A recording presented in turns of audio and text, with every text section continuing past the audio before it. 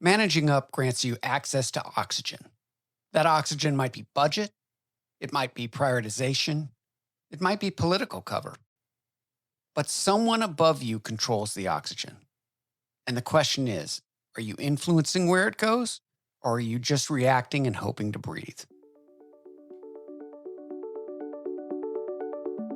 This is Winning at Work, a podcast about how to think better, make better decisions, and build a career that actually works.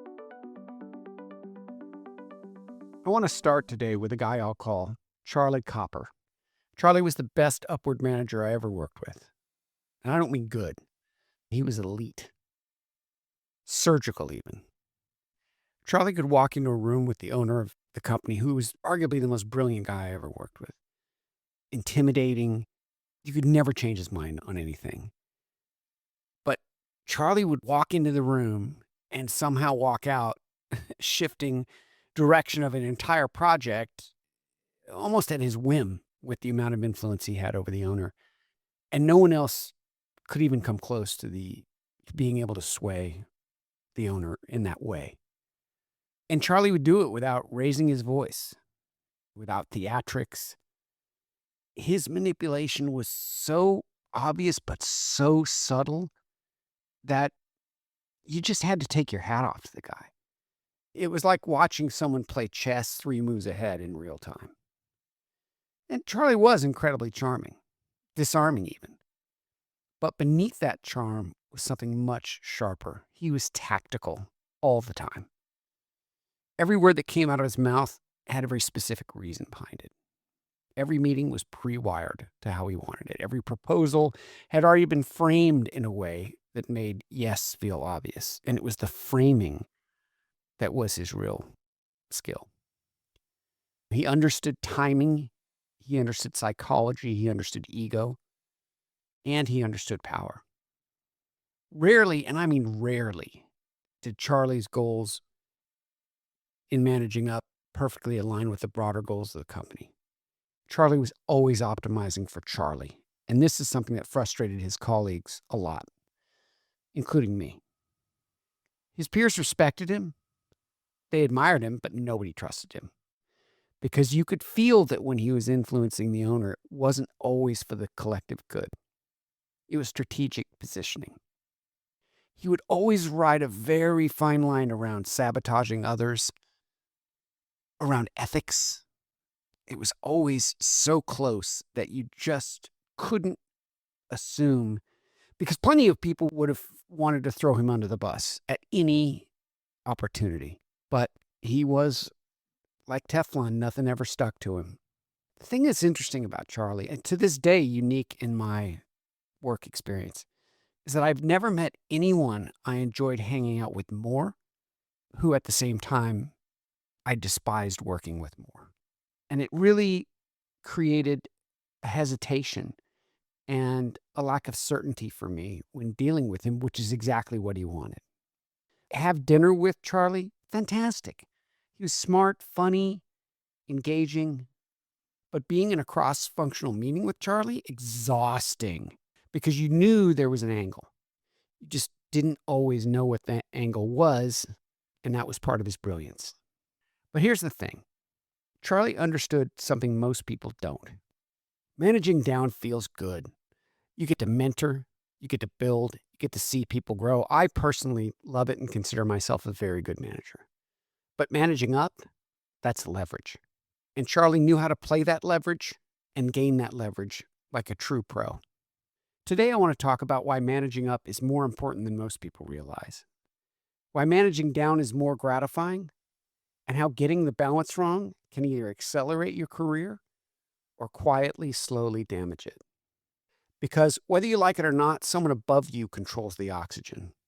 And the question is, are you influencing where that oxygen goes, or are you just reacting and hoping to breathe?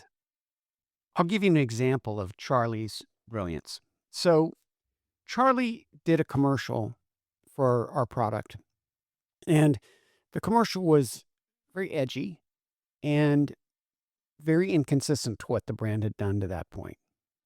Charlie wasn't a marketing guy. Like, he probably was a marketing guy by education, but his role in the company was not. marketing guy per se. He was in charge of a region. And he made this ad, didn't get prior approval, by the way, for budget or anything, just made it. And was so convinced it was the right thing to do, despite a lot of other people throwing up, including the marketing people, by the way, and the production people, throwing up their hands and saying, hang on, let's think about this, whatever. He got it on the air. And of course, it worked just well enough. There was certainly some blowback, absolutely, but it worked just well enough where you could point at it and say, see, that worked. And oh, by the way, here's the bill. So he'd not only done this thing, he got it on the air and he got the owner to pay for it post facto.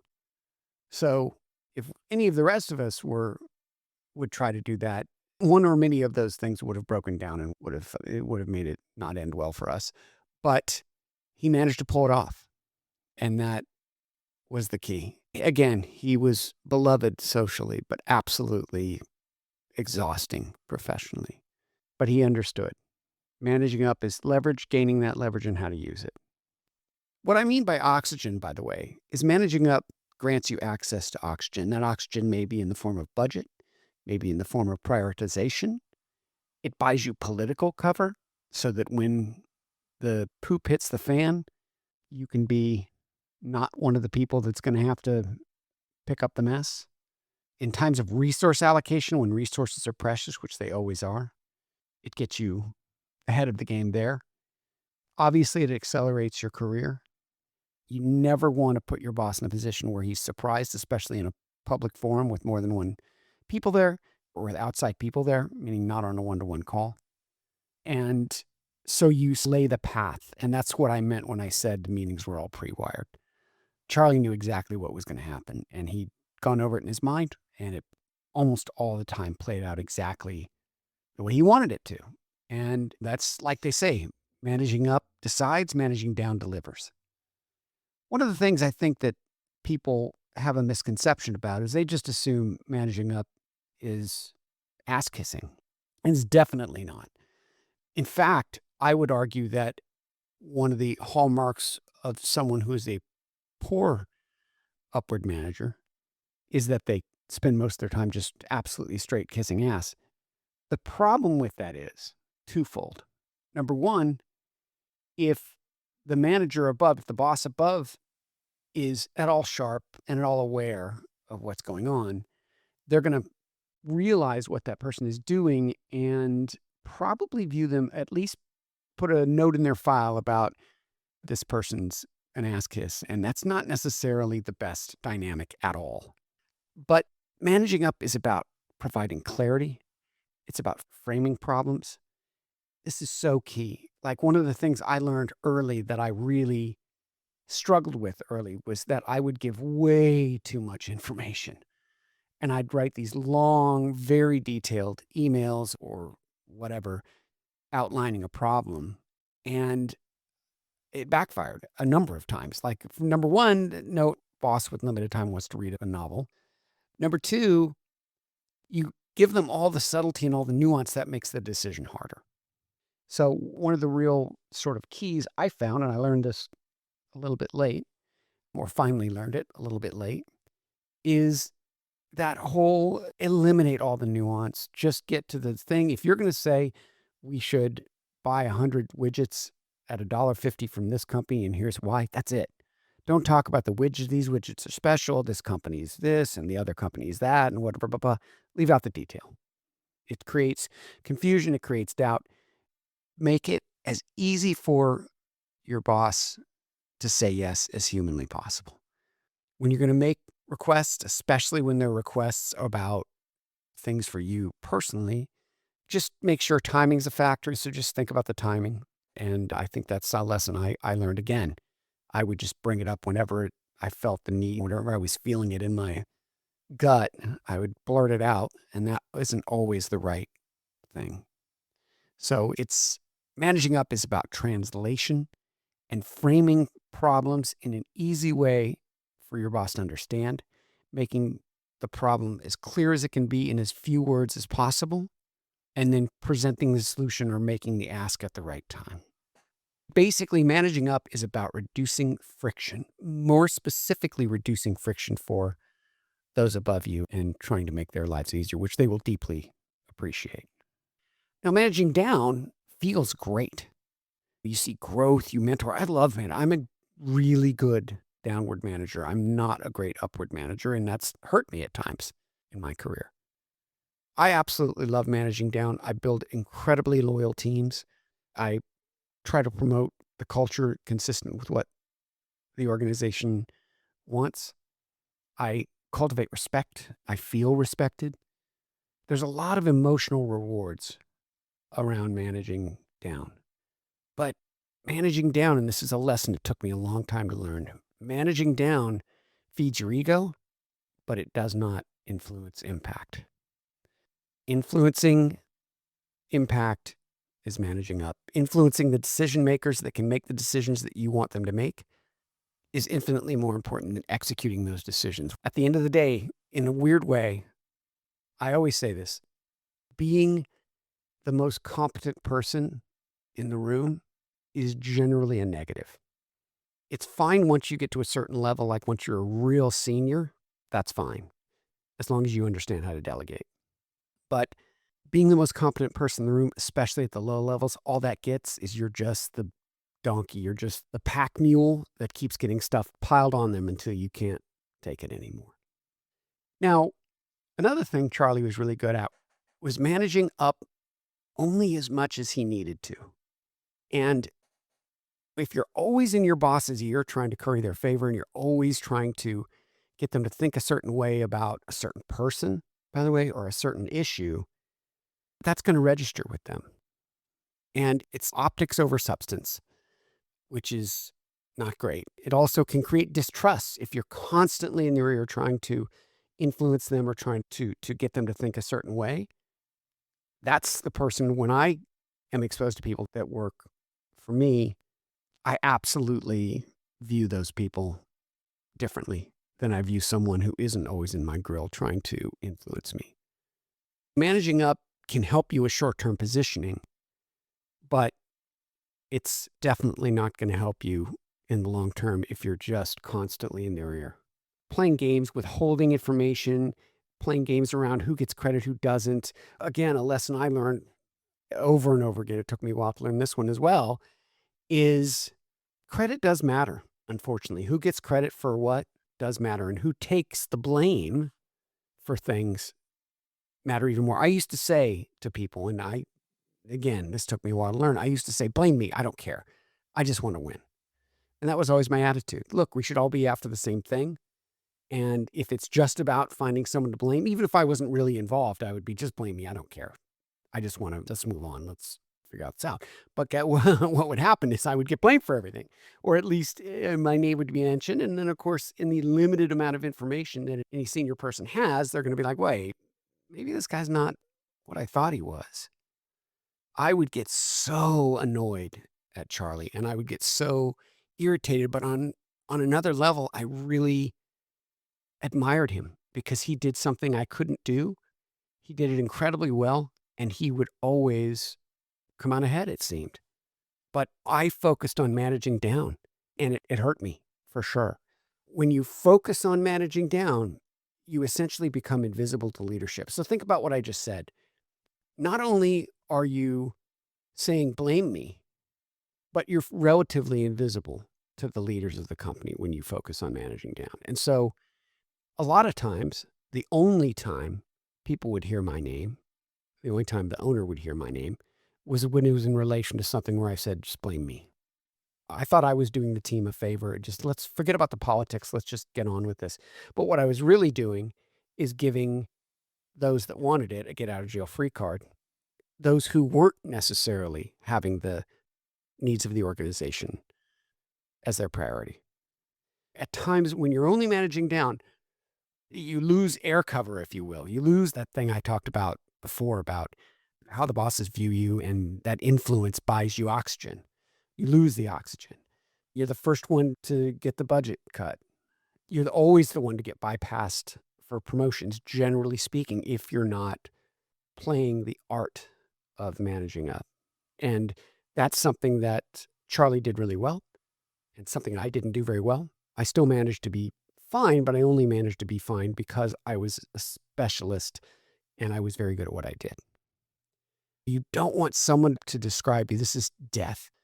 You don't want someone to describe you as, wow, he's a great people manager, but he has no influence at the company. That is death because that leads to packload of work and very little of the glory and all the perks that come with being the one. It's such an art, and I wish I could do hours on this because I've witnessed the best of it, I've witnessed the worst of it, and everything in between. There's 3 types of management: upward, downward, and sideways. So your peers, the people that are at your level. And elite leaders do all 3. They get alignment out of the people above them. They get excellent execution around the people below them. And they form partnerships, coalitions, and gain the trust of those at their level. And that's critical. By the way, all of those streets run both ways. Let's talk about the practical skills of some elite upward managers. Make the decision as pre-wired as possible, meaning lead them the way you want them to be led. And by the way you're going to lead them should be the best interest of the organization. Because if they figure out you're trying to lead them towards ways that are very obviously not in the best interest of the organization, you're not going to be there that long. If you need to bring options, but don't bring problems, that's what I used to do. I used to describe the problem in great detail, as I said. No, just look, we can buy 100 widgets from company A, we can buy 100 widgets from company B, or we can make our own widgets. I think we should do option A, and here's the reasoning. Done. That should be a 45-second email for them to read. Make sure you throw up the early warning signals. Like when you see something coming down the road that you know could be trouble, just make sure your boss is aware that there's nothing worse than a surprised boss, especially if that surprise happens in public. It's fine to disagree privately, but you must always be aligned publicly. Anyone that goes around speaking to even their closest confidants, but certainly many of their colleagues about their boss won't be there long. So disagree with your boss privately, but be completely aligned publicly. And control, as I mentioned before, control the timing. That's so critical to control the timing and make sure that you're not putting some big decision in front of your boss 2 days before he has to have his budget done for the next year. Here are some questions you can ask yourself that I think really sum it up. Is your boss surprised often? And how do they react if they are? Does the team beneath you feel protected by you? And do they feel like they are getting their flowers for the things they do? In each decision, are you optimizing the decision for the company or for yourself? Ideally, by the way, it would be both. And who is benefiting most from your influence? Is the people beneath you? Because unfortunately, you got to look at it a little bit selfishly sometimes. The person who benefits the most from your influence should be you. And are you building trust in both directions? I think about Charlie sometimes, not with resentment, not even with irritation anymore, mostly with clarity. Because the truth is, Charlie understood leverage before I did. I understood loyalty. I understood culture. I understood building teams and protecting people and saying, hey, blame me. I thought that was noble. And on some level, I guess it was. But what I didn't understand at the time was this. Loyalty without leverage becomes martyrdom. You can be the best manager in the building. You can build the most loyal team. You can create the healthiest culture. And if you don't have influence upward, if you don't control any oxygen, you're still exposed. You're still vulnerable to budget cuts. You're still invisible in promotion conversations. You're still the pack mule. Charlie never let himself be the pack mule. He made sure the oxygen flowed through him. Now, did he sometimes optimize for himself? Absolutely. Did that irritate people? Absolutely. Did he ride the line? For sure. He spent his life riding that line. But here's what I eventually realized. Managing up isn't about ego. It isn't about kissing up, and it isn't about manipulation. It's about impact. Managing down feels good because you see the faces, you see the growth, you see the gratitude. It feeds you emotionally. Managing up doesn't feed you emotionally. It feeds your impact. And the elite leaders, the real ones, do both. They protect downward, they influence upward, and they build sideways. They reduce friction above them, and they create clarity below them. And they do it with alignment. If you only manage up, you'll eventually lose trust. If you only manage down, you'll eventually lose influence. And both of those are slow deaths. So maybe the real question isn't whether you're good at managing up or managing down. Maybe the question is, are you building leverage and loyalty at the same time? Because eventually your team needs protection. And eventually your boss will need clarity. And eventually you need both.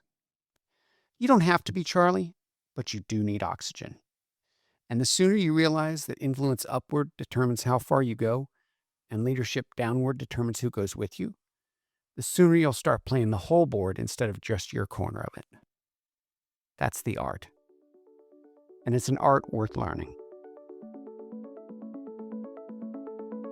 If you want the deeper version of these ideas, I write a newsletter called Winning at Work.